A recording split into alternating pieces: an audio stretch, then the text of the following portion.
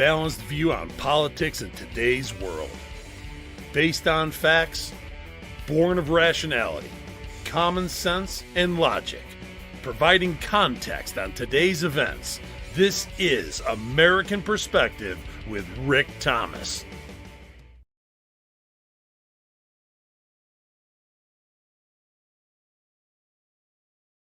That mute button got me. Hello, everyone, and welcome to American Perspective. I am your host, Rick. Yes, the mute button got to me. Yeah, it did. Anyway, well, folks, we have unfortunately, bad news, sad news, if you haven't heard yet. The great legend, the man who reportedly would never die, because whenever he did something, everything else took notice. We have lost the great Chuck Norris. Chuck Norris, I enjoyed all of his movies. I don't think I ever saw a movie that I didn't enjoy. And he was definitely the epitome, honestly, of the man's man. And he wasn't like jacked out like Arnold Schwarzenegger or Sylvester Stallone or any of those other folks. From my understanding, he was just a all-around great guy. Unfortunately, he was rushed to the hospital in Hawaii earlier today and passed at 86. So anyway, I messaged my friend. One of my friends has this thing where he thinks that he hopes and prays that he finds out that he is immortal. And I told him, well, if Chuck Norris can't be immortal, I have a feeling that you're not going to be able to either. Anyway, he's like, well, I still have a chance. I'm like, well, yeah, but let's be serious. I mean, Chuck Norris, seriously. By the way, for those of you that know about the Chuck Norris jokes, a little tidbit that I found out, he actually, when those things started to come out, like, for an example, but what I mean by the Chuck Norris jokes is like Chuck Norris was bit by a rattlesnake. The rattlesnake died. Okay. That kind of thing, those kinds of jokes. At first, Chuck didn't really like those. And he reportedly wasn't happy when they first started coming out, but then he sort of embraced them and was like, oh, okay, all right, So that just kind of gives you an idea of the type of person that Chuck was. Now, I don't know anything about him personally. I just know the things that obviously everybody else would in the public space. But anyway, he has since passed on, and so now he arrived at the pearly gates, and now God has, have to defer to Chuck Norris. Anyway, sorry, that was a bad joke, but whatever. All right, so let's go ahead and get some things kicked off. Tonight we have another, we have another brand new pledge. This is good. We started out with the week. We just we started out the week on Monday with a brand new pledge, and now we're ending the week. Well, I still got one more day to stream, but we're ending the work week on Friday with a brand new pledge. So, if you are of mine, please stand, remove your hat if you're wearing one like me. Place your hand over your heart and follow along with Mama 5 Kitties from Rumble. Mama 5 Kitties from Rumble, as she recites the Pledge of Allegiance. Pledge allegiance to the flag of the United States of America and to the republic for which it stands, one nation, under God, indivisible, with liberty and justice for all. Amen. And I thank you, Mama, for sending in that rendition, that wonderful rendition of the pledge. If you would like to hear your rendition of the pledge played here on the program, all you need to do is record yourself reciting or performing the pledge in your style. Take that audio file, video file, whatever kind of file, and attach it to an email. Send it off to me. Address that email to me, fans, F-A-N-S, at AmericanPerspective.online. That's fans, F-A-N-S, at AmericanPerspective.online. And I will get you into the rotation. Well, ladies and gentlemen, that was number 23. So I need 3 more to get my goal of 26 in 2026. And I do appreciate everybody who's helping me get to that goal, but I need 3 more. So if you would please send yours in if you haven't.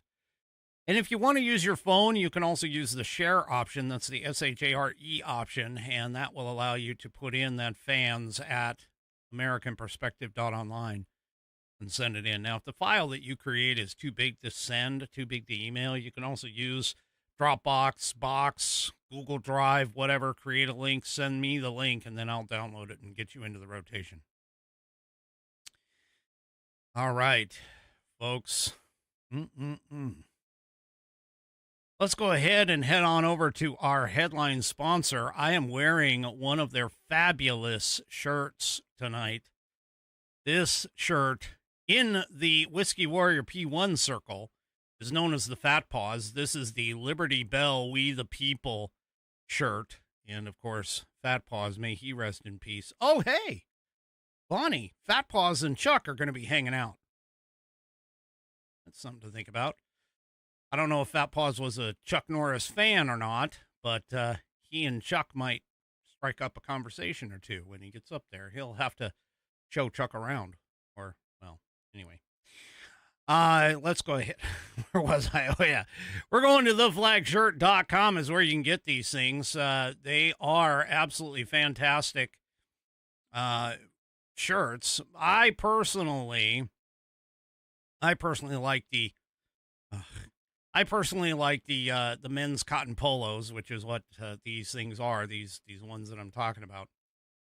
The men's cotton polo shirts. So you can check out all of their styles: men's, women's, kids, made in the USA, all kinds of accessories, all with the idea of American themed things, including the wonderful red, white, and blue colors for everything.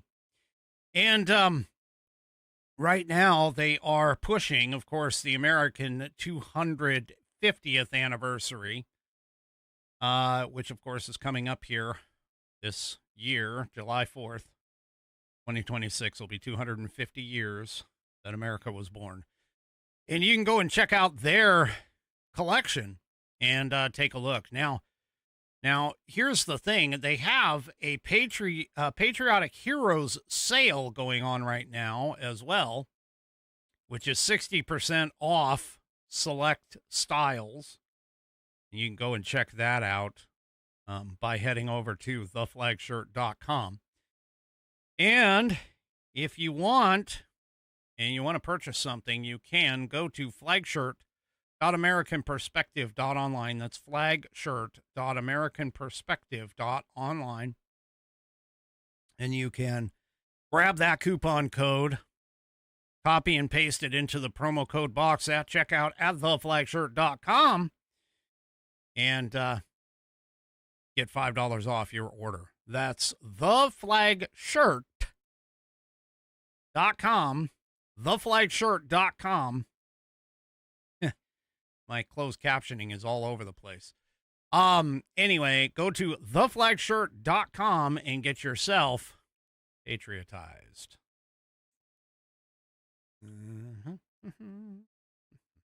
All right. Well, we're going to start off tonight with actually last night. Last night I kind of talked about how the Japanese prime minister was in the I think it was the Oval Office, but anyway, was in the room, and Trump made that joke about the bombing of Pearl Harbor. And I've seen mixed reactions. I've seen some people, laughing at it and others not. Well, apparently, I don't know if that necessarily came before or after this, but there was a joke. There was a joke that the Japanese prime minister laughed at. And it just... So Trump was walking with her and demonstrating the I don't know what they're calling this.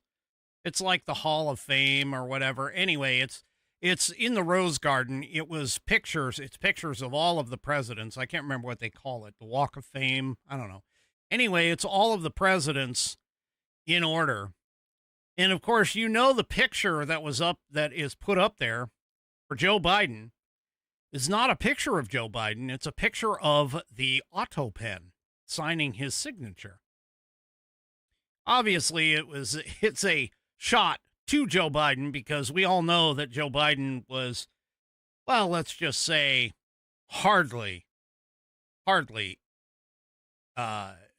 present is the best way to put it for his presidency.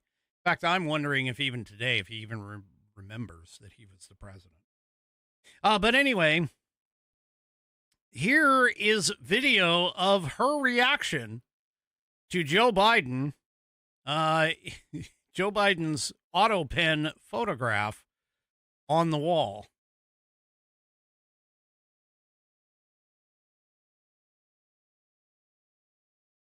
Oh, there she is. Yep. It was quick. Hang on. Let me just show you. There's no audio to this either, by the way. Or at least I don't think there is. Yeah, there's no audio to this. So she's going through. She looked at... you got to catch it. It's really, really quick toward the end there. So she's looking at Trump. She sees the Trump photo of Trump 45. Then she looks at the auto pen and she laughed at it. For those of you that are not on the video portion of the program, she laughed at it. And she, put her hand over her mouth and kind of laughed. So, yeah. Anyway, well, that's just the way what it is. Anyway. Yep. When she saw the auto pen, she laughed. She chuckled at it. So, Joe Biden. Yeah. Anyway. All right. So apparently what the two leaders discussed, realistically, was the president championed American farmers, ranchers, and producers, in addition to the first tranche of 3 major Japanese investments under 2025's U.S.-Japan Strategic Trade and Investment Agreement announced in February of 2026. Worth $36 billion, the United States welcomes a second tranche of Japanese investments, including up to $40 billion from GE Vernova Hitachi in Tennessee and Alabama to build small modular reactor power plants, and up to $33 billion in natural gas generation facilities in Pennsylvania and Texas. They also discussed the United States and Japan will continue to cooperate on matters related to investment security. Japan plans to strengthen its mechanism for reviewing inbound investment based on national security risks. The president welcomed Japan's support of U.S. reindustrialization. The United States, of course, will prioritize visa processing for temporary business travelers, particularly those who make significant investments, train American workers, or transfer critical skills, techniques, and know-how. The president and the prime minister welcomed the outcomes of the Indo-Pacific Energy Security Ministerial and Business Forum, which brought together 17 Indo-Pacific ministers and hundreds of business leaders to highlight over $50 billion of projects and investments in the United States and in the region. And we have the United States and Japan. Oh, sorry, I skipped one. Under a new memorandum of cooperation, the two nations will accelerate joint research and development and industry cooperation on commercially viable development of deep-sea critical minerals resources, including rare earth muds near Japan's Minatorishima Island that could meet centuries' worth of industrial demand. The United States and Japan reached a critical minerals action plan to increase the production and diversity of critical minerals, developing plurilateral trade initiative supported by price floors and other methods. The U.S. Department of Energy and Japan's Ministry of Education, Culture, Sports, Science, and Technology signed a statement of intent to drive cooperation on AI-enabled scientific discovery and innovation, high-performance computing, and quantum technologies. Under a new memorandum of understanding, the U.S. Argonne National Laboratory, Japan's Riken and Fujitsu, and NVIDIA will leverage public research institutions and private sector partners to accelerate computing architectures and solutions. Astronauts, of course, will return to the moon through NASA's Artemis program with Japan's crewed pressurized lunar rover.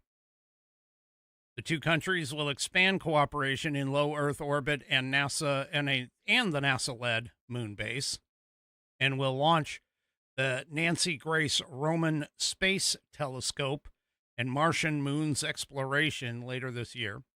The two countries are cooperating in biotech and pharmaceutical supply chain resilience under the October 2025 Technological Prosperity Deal, and there's a bunch more. So they took a lot of time to talk and take care of these kinds of things. So I'm going to say it was a pretty good meeting. So there you go. All right. Well, obviously the SAVE Act is a big thing for everybody.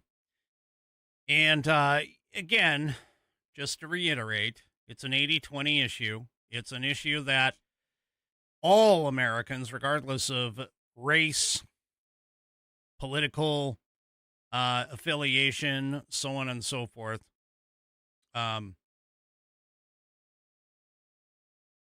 anyway, they, so all of their political affiliations and things of that nature, it's just an across the board. It's a thing that should be done. It's a thing that should be done. That's all there is to it. Okay. But one Democrat is actually shocked because he's not paying attention, but he's actually shocked to learn that California actually has a law that states that voter ID is not required to vote. Period. That Democrat is none other than Stephen A. Smith. Take a look at this clip. I think the fact that we don't have voter ID in places like California is extremely unusual in democracies across the globe. There's maybe like 2 or 3 democracies in the world that don't have it. This is just kind of like a standard administrative requirement in a well-functioning democracy. So I think we should just have it. We should get this over. We should move on with our lives. It shouldn't be a big controversial issue. Excuse me for being so ignorant, asking last question. This is definitely my last question. What do you mean you don't have voter ID in California? Could you please elaborate specifically on that for my audience that may not know? Yeah, California does not have voter ID. You don't need to present it to register. You don't need to present it to vote. As a matter of fact, the state passed a law forbidding voter ID. So cities, counties, if they want ID, they're not allowed to under state law. What? When did that happen? A couple years ago, because I think it was Orange County, they wanted to have their own requirements, so the state passed a law saying, nope, you're not allowed to. Voter ID is not only not required, it is actively forbidden. Well, that's right. That's it right there. That's why the SAVE Act been proposed. Right there, the state of California. That's what the Republicans going to lean on as an excuse to definitely push forth the SAVE Act. Right there. Right there. I can't believe it. I didn't even know that, sir. I'm embarrassed to admit. There's a lot of crazy things going on in California, but I think, you are seeing a return to sanity in some ways. And I see it, Democrats, Republicans, and independents in California who are saying, we need to do some things differently in this state. Did you catch that? California does not require voter ID and specifically forbids cities and counties from doing it. Now, I have a couple of Whiskey Warrior P1s that are living in California, and they're telling me over here in the chat, they're talking about if they ask you for your ID, they get fined. Yeah. Well, folks, where do you think, why do you think that we want, that Americans want this? Why do you think Americans want this? And again, this is an 80-20 issue. This is an 80-20 issue. It's like, really? Come on. This is stupid. Why? Why would you not do that? Well, I was running around on the socials today. And, I was running around on the socials, and there was I posted it on Facebook. If you follow me on Facebook, you can see. Follow the page on Facebook, I should say. You could see these people, there's this woman. She posted, she's like, hey, MAGA, if you want ID so much, if you want to use ID so much, how about we go ahead and require you to use ID to purchase a firearm? I, of course, reposted that and was like, the minute that I actually think these idiots can go no lower, that they have been about as stupid as they can be, somebody comes along and disproves me wrong.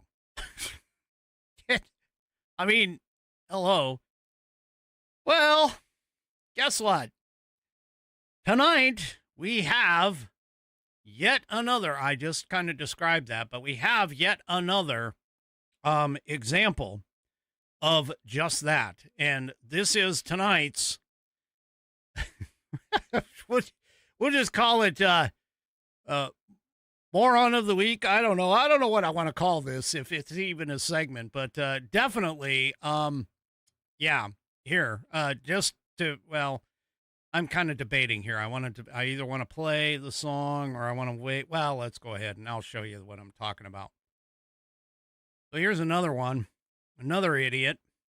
I'm sorry. These idiots, they just exist. They're just so damn dumb. They exist. I don't know why.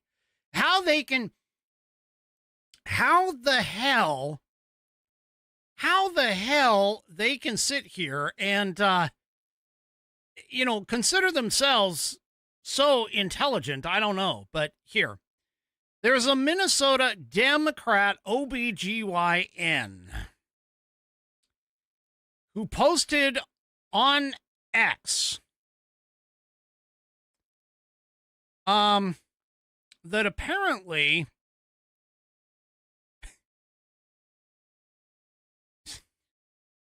this is just so bad. Oh, here, take a look. Here is the post. OBGYN here. Her name's Kelly Morrison, by the way. She goes, OBGYN here, you don't need an ID to give birth. What? You don't? Well, of course, the people who saw that, they started to fact check her in real time. This is why I love social media. This guy responded back. He goes, father of three here. Not only do you need an ID to give birth in a hospital, but you can't even roll your own baby to your room without an ID bracelet that can't be removed unless you cut it off. And a little bit further down, For a medical professional who is trying and failing to make a point about concern for women, you sure are comfortable lying to and about them. Yeah. And then they go, this is from a doctor, an MD. Have you ever been a patient when you check into the hospital to have a baby or for any other reason? You need to register with an ID. You need an ID to register at a doctor's office. And you need to update it every year. Continue on down here. This one gets right to the point. At this point, I'm convinced Minnesota is a failed state. Here, somebody went to the point of actually posting key details regarding ID and abortion access in particular. So, key details regarding ID and abortion access. The purpose of the ID, providers ask for ID for safety reasons and to ensure the correct medical records are matched to the patient. Types of ID accepted forms usually include, or typically include, driver's license, state ID, passport, or student ID.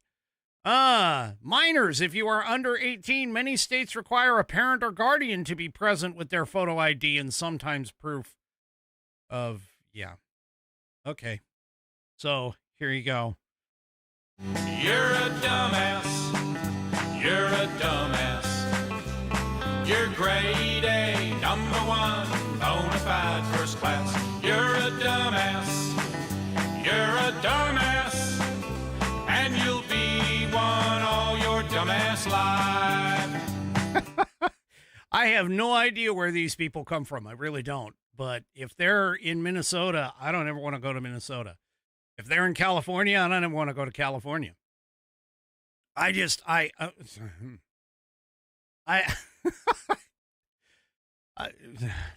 These people. Anyway. Okay. Well, the SAVE Act may have a path, at least according to Rand Paul. May have a path to passage. So Senator Rand Paul told Just the News that the bill he co-sponsored, the SAVE Act, which is now called the Save America Act, may actually have a road to passage. But, he says, may need to be trimmed along the way. He goes, we have to get all the Republicans first, and I think Republicans are fairly unified on the citizenship part. I think the prohibition of blanket mail-in balloting is as important as citizenship. But if we can't get a coalition on that, you sometimes have to narrow your bill. So I'm not opposed to narrowing the bill if it means we can get it passed. You might be able to get all 53 Republicans and 1 or 2 Democrats. Yeah. Anyway. The bill, of course, primarily focuses on election integrity, but also contains proposed additions. Now, here's the problem that I have. I love the SAVE Act. I love the idea of the SAVE Act. I mean, I enjoy the idea that we should have, voter ID, that we should prove that we're a citizen before we register for elections and things of that kind of nature. But here's the problem. See, for whatever reason, our government doesn't believe in single issue bills. They literally do not believe in single issue bills because some Republicans got amendments in here that, one, would ban transgender minors from receiving sex change surgeries. What does that have to do with voter ID? And I just want to reply. I just want you to understand, that the Save America Act is supposed to be about voter ID and protecting our elections, because SAVE is specifically safeguard American voter eligibility. So it was supposed to be all about voting and elections and that kind of stuff. Well, anyway, they also added, as an amendment, a prohibition of biological males from competing in women's sports. Now, again, I'm just asking, why would they do that? Why add those in there? It just doesn't make any sense. I personally, I wish that we would go with just single issue bills that just flat out just basically say, look, and this would be one of the first things that I would say as president. If you bring me a bill to sign as president and it's not a single issue, I am not going to sign it. Everything in the bill has to deal specifically with whatever the bill is supposed to cover. That's it. I don't understand how hard this actually is. But anyway, now it also, which, and this one works. I'm okay with this. But this also contains a provision that would prohibit widespread absentee ballots. And of course, in this state, it would get rid of the mail-in voting, which I guarantee you has never been. I am fairly certain has never been on the up and up. But anyway, so this is what the Save America Act pretty much has in it. And of course, they've been going back and forth about it, and they've been talking about it. It's gone to the floor. They've been to the Senate floor in particular, because the House has already passed this. So the Senate floor is debating over it basically right now, back and forth. They're debating DHS funding and so on and so forth. Well, we also have the Supreme Court. That's right. The Supreme Court is weighing in on elections. A lot of people kind of forget about the Supreme Court, but the Supreme Court has some cases in front of them that could very well change the course of elections in this country for many years to come. One of them that we're waiting for is the Louisiana versus Calais. I think it's how it's pronounced. Which has to deal with using race as a criteria for redistricting. That one still hasn't come out of the. It's still hasn't come out from SCOTUS yet. Hasn't come out. We also have the whole idea of birthright citizenship, which I know a lot of people are like, well, how does that have to deal with elections? Well, if the SAVE Act passes and birthright citizenship is defined as it should have been in the beginning, all the way back to, the beginning, even through the 14th Amendment, that basically, if that goes through, okay, and that'll change birthright citizenship's definition, and the SAVE Act will actually change things.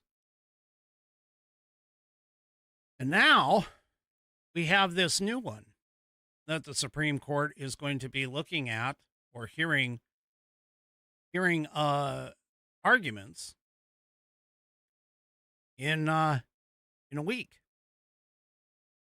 So apparently the case known as Watson versus the RNC, it's a legal dispute that centers around a challenge to a Mississippi law that allows election officials to accept, and here we go, mail-in ballots up to 5 business days after Election Day, so long as they are postmarked on or before the day of the contest.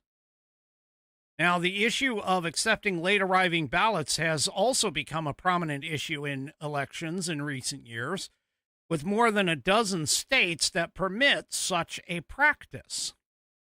Now, in the case that is before SCOTUS that they're going to hear next week, I think, oral arguments, The justices will decide whether these state statutes violate existing federal laws that establish an election day for federal races. So here's the thing, and this is what it's all about, okay? We actually, here in America, we actually did not have a physical election day. In fact, the Constitution doesn't actually even really define an election day. However, what happened in, let's see, I'm trying to find it. I think it was on January 23rd, 1845, the 28th U.S. Congress voted to pass a statute called an Act to Establish a Uniform Time for Holding Elections for Electors of President and Vice President in all states of the Union, that defined Tuesday, the second Tuesday in November, as Election Day. You know, all the people who've been saying that the SAVE Act is unconstitutional, that the SAVE Act can't be used, that the Constitution itself blocks the SAVE Act from happening, all those idiots that are out there talking about this. Well, if you look in your Constitution, folks, Article 1, Section 4, it clearly states that Congress can make or alter elections regulations at the state level by passing a law about it, by passing legislation about it. And the 1993 Motor Voter Act, National Voter Registration Act, I should say, is the most recent example.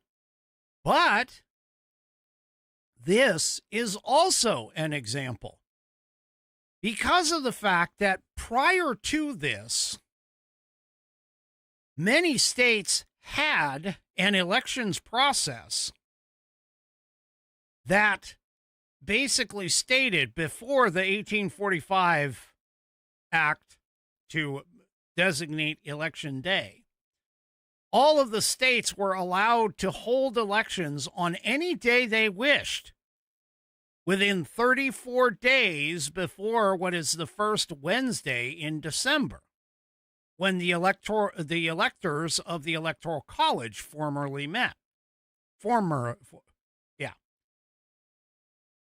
Now, under that system, states held elections earlier than 34-day period, earlier within the 34-day period, would actually publish their final election results.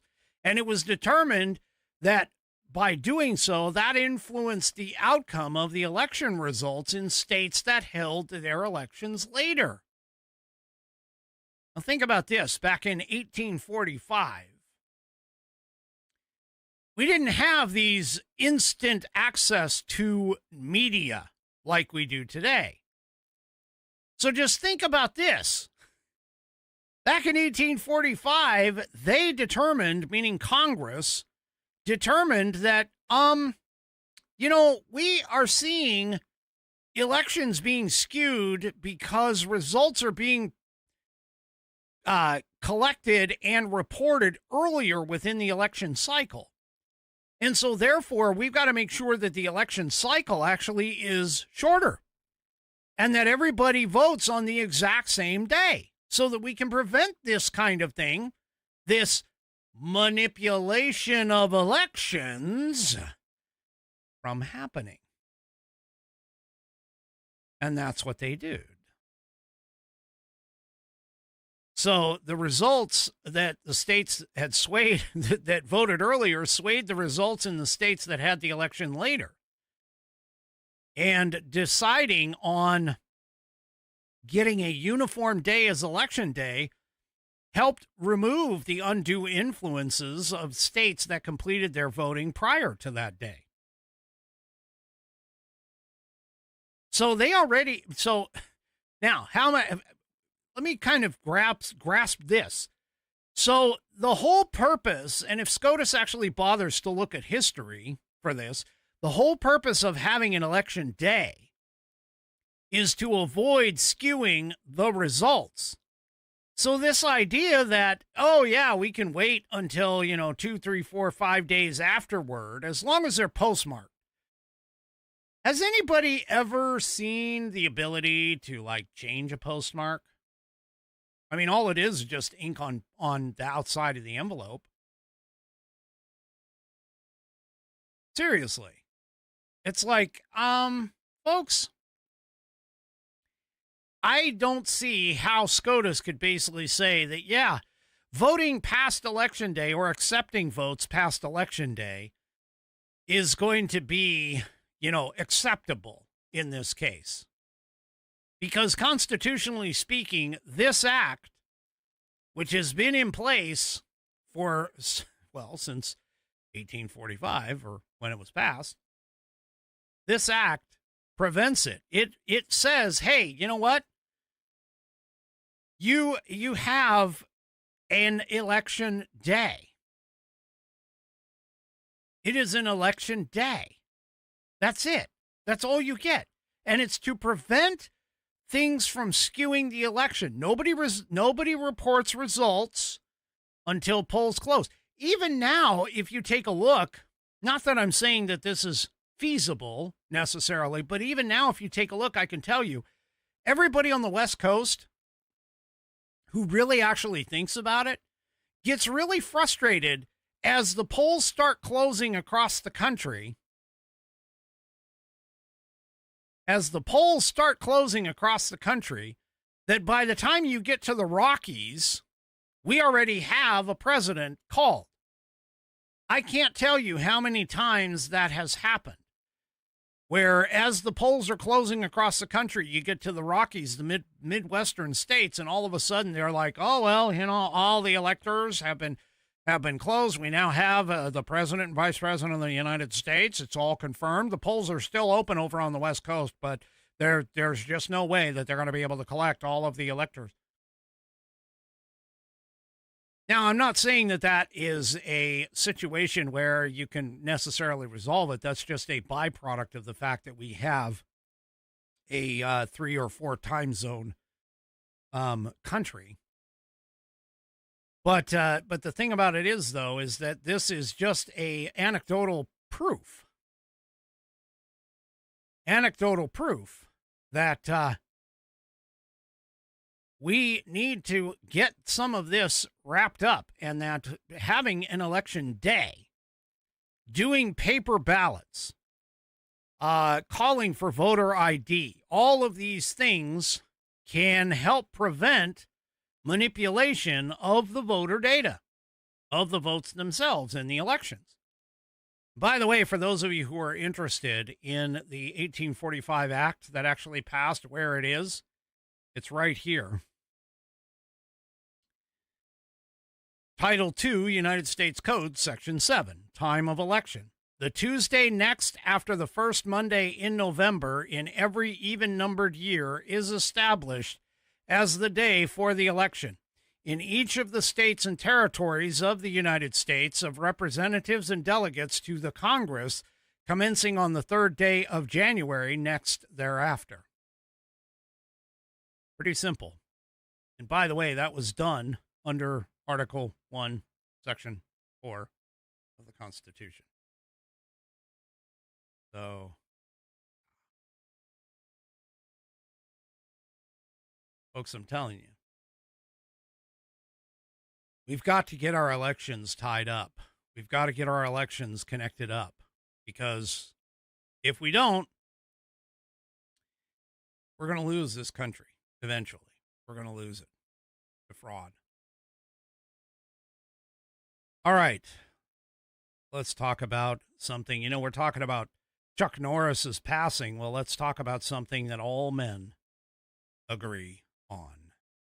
Today's sponsor is the Chicago Steak Company, and they're giving away 4 free steaks on every order using the code B as in Bravo, P as in Papa, S as in Sierra, I as in India, R as in Romeo, free. That's BPSIR free. Do you ever buy steaks at the grocery store and it's just a total gamble? I mean, you're standing there staring at the shrink wrap packages, mystery cuts, trying to figure out which one might actually be decent. And half of the time you get home, cook it, and it's just, well, fine. It's nothing special. Well, the Chicago Steak Company is the opposite of that. USDA prime and upper choice, hand-selected by butchers in Chicago, wet-aged 28 to 40 days, vacuum-sealed and shipped on dry ice right to your door. Every single cut is hand-carved, no guessing. Here's the part that I really like. Spend $199 or more. Any steaks, your choice, using the code BPSIR free. That's Bravo Papa Sierra India Romeo free, Free. And they'll throw in 4 bourbon peppercorn sirloins for free. You had me at bourbon. That's just all there is to it. You had me at bourbon. Plus, you'll also receive free shipping with that code. These are 6-ounce top sirloins with a cracked peppercorn and bourbon rub. Lean, beefy, bold flavor. Throw them on a hot grill and they're done in minutes. That's $160 in free steaks. They have 15,000 5-star reviews. These guys are the real deal. Go to mychicagosteak.com/rumble. That's mychicagosteak.com/rumble. Use the code BPSIR free. That's BPSIR free to get the $160 in free steaks when you spend $199 or more on any kind of steak. That's mychicagosteak.com/rumble. Utilizing the code BPSIR free. B is in Bravo, P is in Papa, S is in Sierra, I is in India, R is in Romeo, free, Free, to get that special $160 in 4 6-ounce top sirloin, cracked peppercorn, and bourbon rubbed steaks. Go to mychicagosteak.com/rumble and use code BPSIR free to get that fantastic deal.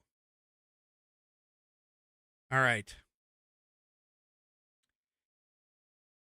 So,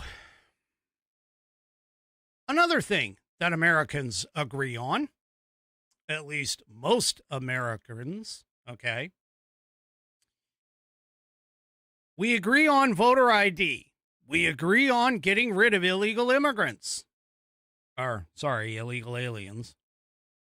But we also agree on the fact that, well, these people that come here, especially if they come here illegally, they shouldn't necessarily get any kind of specialized welfare. Well, there's a new study out, a report. And this report kind of notices something that has to deal with our welfare system. Now, let me show you this in a chart. This comes from this study. Now, as you take a look at this chart, and I'm just going to read it to you in certain places, but this is a chart that shows how many households headed by non-citizens and what countries they are coming from that have or take advantage of our welfare system much more than U.S.-born households. See, one of the problems is that the leftist lunatics, they sit there and talk about, oh, no, welfare and everything else. No, this isn't for illegal illegals. They can't get on it. This is for, American citizens. Really. This chart belies something different. See, in as much as I would agree with immigrants coming here, having immigrants, both legal and illegal alike, because the illegal immigrants, saying that illegal immigrants or illegal aliens don't get welfare, don't get the government assistance is misleading. Because what happens is these illegal aliens come here, and this is part of the reason why, birthright citizenship needs to be corrected as well. But they come here, they drop a baby, that baby gets all of the benefits, but they essentially share it with the entire household. So this analysis shows that the following countries where these people are coming from, these are the following countries that are provided the most welfare programs. Afghanistan is at the top with somewhere between 80% to 90% of Afghanistan households are receiving welfare benefits. The Dominican Republic comes in next. Then Guatemala, El Salvador, Honduras, Ecuador, Mexico, Haiti, Cuba, Vietnam, Colombia, and then after that, you have Venezuela, Brazil, Philippines, China, and then you have U.S.-born people. Then after U.S.-born, Korea, UK, Canada, and India all take less than even our U.S.-born folks in terms of where these people are coming from. Now, there is a section called All Non-U.S. Citizens, which is a compilation. And realistically, over 50% of every single non-citizen household takes traditional welfare along with additional eligibility. Folks, this is why we need to get rid of these illegals, why we need to have a comprehensive immigration policy and immigration system. These people are coming here after having not paid into the program, and they are gaining benefits from all of this. Folks, it's not that we want to be necessarily mean people. It's not that we don't want immigrants coming here. We just want you coming here, and we need you to understand that American taxpayer dollars are not supposed to, constitutionally, they're not supposed to go out to feed the rest of the world. They're not supposed to go out and feed you people who are coming here. In fact, when I had to go over to China for work, my corporation, my company had to fill out an affidavit that basically said, hey, you're sending this person over there to go do work. They are not going to arrive here in our country and become a ward of the state. Meaning that if I were to go over to China and become all of a sudden, let's say, unemployed, I could not have been able to gain any kind of benefits over there. Folks, this is ridiculous. I mean, the top programs that are sucking the most amount of money that are not listed in the Constitution is welfare. Welfare benefits, Medicaid, Medicare. Those are your top healthcare and Medicare and welfare.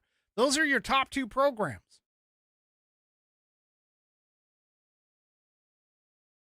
I mean, this is just ridiculous. Folks, we got to get this under control. I mean, it's bad enough that we're $37 trillion in debt right now. A lot of that has to deal with interest payments as well. But the fact of the matter is that we as Americans, the American taxpayer is spending way too much on people who are not American.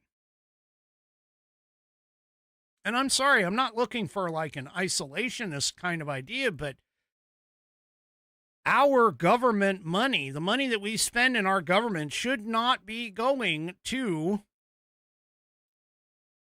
people who have just arrived here. They shouldn't. It shouldn't be going there. And yet, as you can see, it does. Well, as we close out the night, I just want to point out that there are some signs that Trump might be looking at Karg Island. Now remember, this is that Iranian island in the Strait of Hormuz, where 90% of Iran's oil gets distributed from. Trump is eyeing Karg Island and possibly looking at seizing it. Now, this would be a strategic move, a very strategic move for us. And unfortunately, it may actually mean boots on the ground, because the Pentagon has now announced that they are deploying a second Marine unit over to the Middle East. The past week, U.S. officials have confirmed 2 separate amphibious-ready groups. Amphibious-ready? What do you think an island is going to be used for this? 2 separate amphibious-ready groups have been dispatched to the region amid the ongoing fighting with Iran. An additional force of U.S. warships and an attached Marine Expeditionary Unit is set to deploy to the Middle East amid ongoing combat operations against Iran. The USS Boxer Amphibious-Ready Group and the 11th Marine Expeditionary Unit, currently based out of San Diego, California, are set to sail across the Indo-Pacific region to reach the waters of the Middle East, according to the U.S. military source familiar with the matter. So that's 2 units. You honestly think that he's not eyeing Karg Island as a potential target? Ah. I definitely think that he's looking at Karg Island as a potential target. Which, to be honest with you, again, it's a strategic location. Not only is it in the strait, but it also will cut off the oil from everybody that is supporting Iran for all of this. Yeah. Now, keep in mind, this is according to Axios. They are, the President Donald Trump is weighing a strategy to counter Iran's chokehold on the strait. And this was detailed by Axios. The move itself underscores the administration's effort to restore stability in the global energy markets after Tehran's actions sent oil prices above $100 a barrel, disrupted the key maritime route that carries roughly 20% of the world's oil supply. So, yeah. Now, administration officials, by the way, have said that no final decision has been made, but options are on the table. And those range from a naval blockade to a full-scale operation involving U.S. troops. So, yeah. There you go. Alrighty, folks, that is it for me for this evening. Do me a favor, if you haven't already, head on over to rumble.com, get yourself an account. It is free. And once you are signed up and signed in, make sure that you search out the American Perspective channel and hit that green follow button to get notified every time I go live. Also, too, don't forget to give me those thumbs up, thumbs downs, or in the case of 3 Chevy, the thumb sideways across all of my platforms, whether it's X, YouTube, Facebook, and, of course, the aforementioned Rumble. We will see you tomorrow night, 1 hour later, because it's Saturday, 6 p.m. Pacific, 9 p.m. Eastern Time, right here on American Perspective. Have a great rest of your evening, and good night, everybody.